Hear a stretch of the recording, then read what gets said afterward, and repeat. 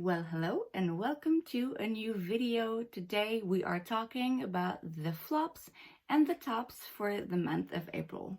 So a few days ago, I filmed and posted a video where I ranked all the newest makeup I purchased in the month of April and the makeup that I tried in the past few weeks. Some of these products, of course, the worst of the worst and the best of the best are going to be in this video today, so it's going to be easy for you to guess which ones they are. If you want to know more about the products that were good but not oh my god amazing and not great but also not so bad, I invite you to go and watch that video. Today I'm going to focus solely on the very bad and the very good, and on top of these products in particular, I'm also going to talk about some other products that are not new, that maybe I've had for a while but I've just recently had the occasion to revisit, retry, and get a clear opinion about them. And I'm also incorporating some skincare items which were not part of my ranking videos. So let's just go. As usual with these videos, I'm going to start with the flops, and that way we get to end on a high note. The first product we have is no surprise if you have watched my ranking video. It is the Sun Sculpt Liquid Contour by SheGlam. It's the shade Soft Tan. I'm not going to go too much into detail because I've mentioned it before, but it's just gray. I understand that a contour shade has to be more cool toned compared to a bronzer shade, but this is just gray. Like, regardless of your skin tone, regardless of how well lit your space is and who takes photos of you and within what context or whatnot, it's just, I can't imagine anyone looking cute with this kind of shade as contour. I don't have anything negative to say about the formula. I actually bought another shade of this, which would be more of a bronzer, but this is just, no, this is just bad. Can't imagine anyone looking good in this. The second flop from that video that I didn't mention is also from SheGlam, and it's the Do It All 2-in-1 eyeliner. The issue I have is that on the one side, that liner, like the applicator, is just bad. It's way too stiff. It looks like it's going to be very precise and straight, but it's not that easy to use on the eyes. Also, it's not super black and opaque. You kind of have to go back, and when you do, you remove some of the liner, and then on the other side you have this little gimmicky thing which is supposed to correct and precise your line. It's actually making things worse, so really this is not worth it. Moving on to other products which are not new and were not part of that ranking video, I have the Limitless Lash Mascara by Ilya. This thing hurts my eyes. It just hurts. Honestly, it does. I'm very, very happy I got a small size to try it out because what a waste it would have been. It was recommended by a bunch of different YouTubers that I follow and that I enjoy, but this is just, it doesn't work for me. This mascara will bring more length. I prefer volume, generally speaking, but depending on the look I'm going for and on my mood, I do enjoy a lengthening mascara as well. This one, it's very hit or miss. You know, sometimes I get to make it work and to see, okay, I do enjoy the result. Sometimes it's also not very, it's not really that amazing, but really, like I said, the worst of it is the bristles. So it's silicone bristles. It hurts my eyes. It pokes my eyes in a way that's just clearly painful. I'm not a huge fan usually of those silicone brushes. I prefer the classic brushes, but I've used some of them where I'm like, okay, it's okay. The Volume by Chanel is fine. The Rare Beauty mascara also has the same kind of silicone bristles, and it works completely fine and doesn't hurt. This really, really hurts my eyes. I don't know if it's something wrong with me, maybe I'm too sensitive, but it's just too painful. If it was, oh my god, amazing, maybe I could deal with the pain, but really, again, not worth it. The next product I have, it pains me because again, it's a product that a lot of people love, and also it's not cheap. It's the Luminous Silk Perfect Glow Flawless Foundation by Jojo Armani. It looks bad on me. It just does. Now, I had used it last year, and to tell you the truth, I couldn't really remember exactly how I felt about it. It was one of these foundations in my mind where it's like, it's not amazing, but once you've applied the concealer, the powder, the bronzer, the blush, all of that, it kind of melts in and it works fine, you know, but it was just that. It was okay, I guess. And so I wanted to try it a bit more rigorously and really like put it to the test. And so I did wear it quite a few times recently. I tried different primers. I tried different methods of application. I tried different powders on top. I've tried a bunch of different things, and the result is always the same. It just doesn't go well. It just doesn't sit well on my skin. First of all, I feel like the shade, there's something wrong with the shade and my skin tone. It doesn't look like it, but it's a bit too light in a way that it emphasizes some dryness that I don't really have to begin with. It's weird. The shade, I mean, that's one thing. That's definitely my fault. And most of the time, after you've corrected with bronzer and concealer and all of that, it's all good. It's just, it doesn't go well on my skin. It just doesn't agree with my skin. And this is typically, to me, a good example of a product that can be well loved by a lot of people. And that's a good product, but somehow for you, it just doesn't work. Your skin doesn't agree with it. And that's it. Like, I can't force my skin to agree with this. It doesn't look good on me. I'm not going to get rid of it just about now because it's a bit expensive, and you know, I'm stubborn, okay? I mean, I'm still, every now and then, I'm going to use it and try to find a way maybe to make it work. And some days it's okay. Like I said, it's okay, but it's an expensive foundation, and to pay that kind of money for a foundation that's just okay after I worked everything else on my face, not worth it again. I have another foundation here, and this one is no surprise. It's the All Nighter Foundation by Urban Decay. I bought this a while ago. I have the concealer on today from that same line, and I think it will probably be in my flops next month, but we'll see. The packaging is gorgeous, I have to admit. And back then when I bought it, I hadn't heard anything in particular about this. Nothing good, nothing bad. I was looking for a new foundation, a new concealer, and just new makeup in general, and the packaging was just amazing. And I do love a full coverage matte foundation. This is not working on my skin, and it is surprising in a way because usually matte foundations do agree with my skin. The Laura Mercier that I have on today is a matte foundation. It can be drying for some people, not on me, works perfectly. The Huda foundation, the full filter, definitely a bit drying, but works amazing on me. I have combo to oily skin, I would say, and so these kinds of foundation work great on me. This, for some reason, is super drying. It just emphasizes texture. It's not pretty. Again, I have tried it several times because I want to do a video where I rank my Urban Decay products from the ones that are good, bad, okay, and I want to revisit all of these products, and so I forced myself to use it several times to really make sure my mind was set about it. I used it with different primers, different methods of application, different powders, I tried it all. It just doesn't work. The Armani one, I guess it can be okay. This is just really, really not good looking. You know what? Maybe one day we'll mix them together just to have some fun. But this is just really, really not good on me. And this one I think I'm going to get rid of because I really cannot seem to find a way to make it even okay. And it's old, so it probably belongs in the garbage.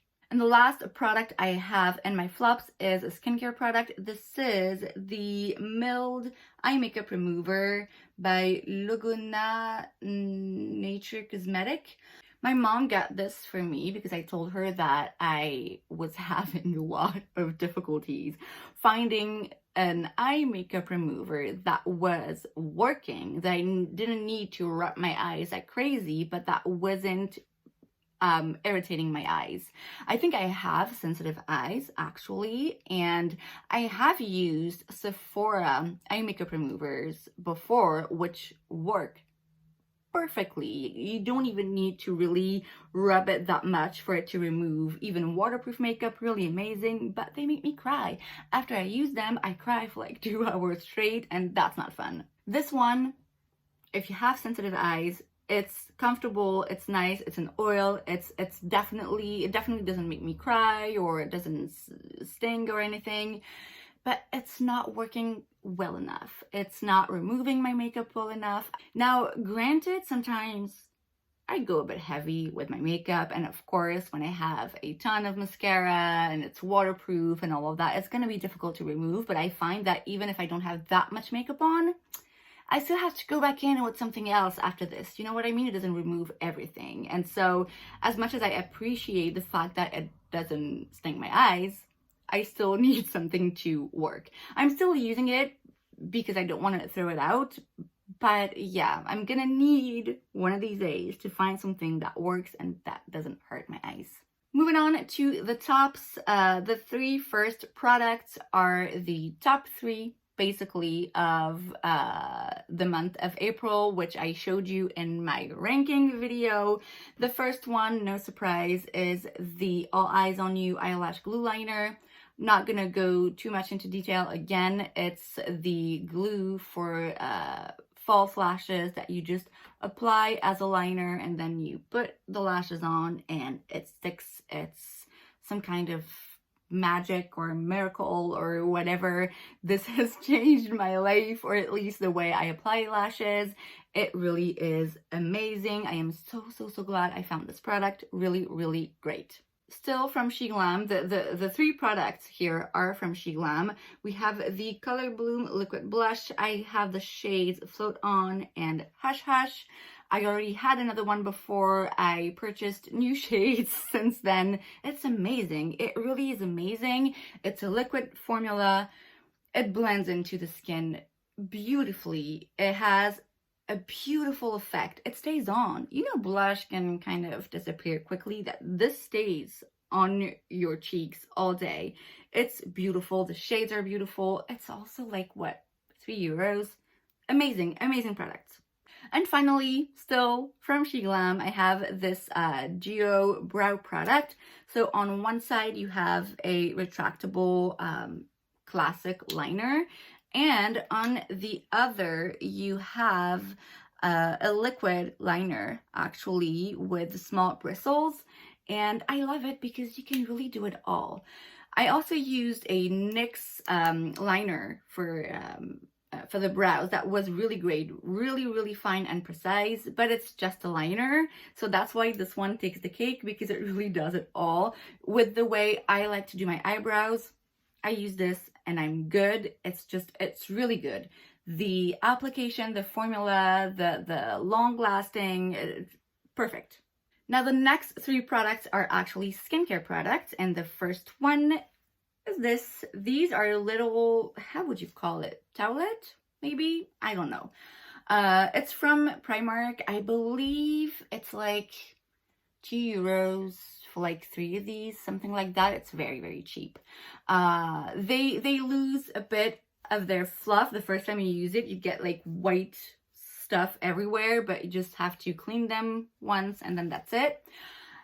I've been wanting for a while to only use a towel once on my face, because I know that once you've dried your face with one towel like this and then you let it dry, it has been wet and it stays in the bathroom, which is humid. And so it's actually the worst thing you can imagine for your skin when it comes to bacteria and mold and all of that. I mean, look into it and you will be grossed out. And so I wanted to only use one a day. You know, I use it once and then that's it in the washing machine. But first of all, I didn't want to spend a ton of money to have enough to really have a good rotation. And I didn't want something that was taking too much space. This is very, very small. It's really the perfect size. Like, you don't need more. It's very small. It's easy to travel with and to put in the cabinets or whatnot. And it's just, it does the job. It really does what it needs to do. It's not too big. It doesn't take too much room in the washing machine either. It's just really, really good. I've enjoyed using this every night. Use it once to dry my face and then that's it, goodbye. I only use it once, and like I said, very, very cheap. So good new habit that I just got thanks to this. I then have this from Clinique. It's a sample size. It's the Acne Solutions Clinical Clearing Gel with salicylic acid. I found this recently and I thought, hey, I could try this. I could use the help. I have very bad acne, although I don't even know if it's acne, here on my neck and my jawline. It's not big pimples that are infected and that are white and that you squeeze out, you know, that gross thing. It's not like that. It doesn't need to be dried to be popped out, you know. It's just really underneath the skin. It's just a big red ball and then it kind of goes away, but it leaves a mark for the longest time. This does dry it out a little bit, and I can tell with my skin here that's been a bit more dry, but really it just reduces the swollenness of the pimples, and that's really what I needed. And after I applied it once, so you apply it at night, you feel a slight tingle, and then the next morning I woke up and I could tell right away that it was a bit softened. You know what I mean? It was definitely less visible, less inflamed. So this has helped a lot. Since then, I've had a new growth, I guess. So it's not going to be a miracle. It's not going to solve my problem, but for sure it does help. I have another acne product that I have to try once I'm done with this little sample here. But if the other one doesn't really work that well, I'm thinking I will purchase this one in a full size because it really, really makes a difference. And finally, I have the Face Cleanser by First Aid Beauty. Removes surface oils, makeup, dirt, and impurities. Safe for sensitive skin. This is amazing. This is amazing.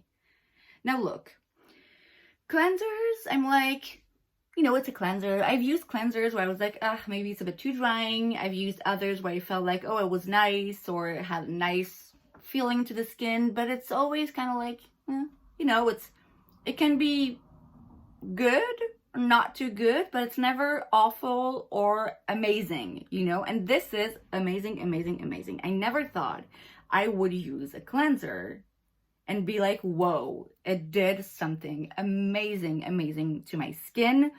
It really gives you that squeaky clean feeling that your skin is just so glowy and clean and amazing, but it doesn't dry out your skin. It's not that thing where you feel like your skin is pushed back and so dry. You know what I mean? I remember trying a cleanser by Estee Lauder, which gave that squeaky clean feeling, but it was just drying. And I don't have dry skin, but it was just not a nice feeling.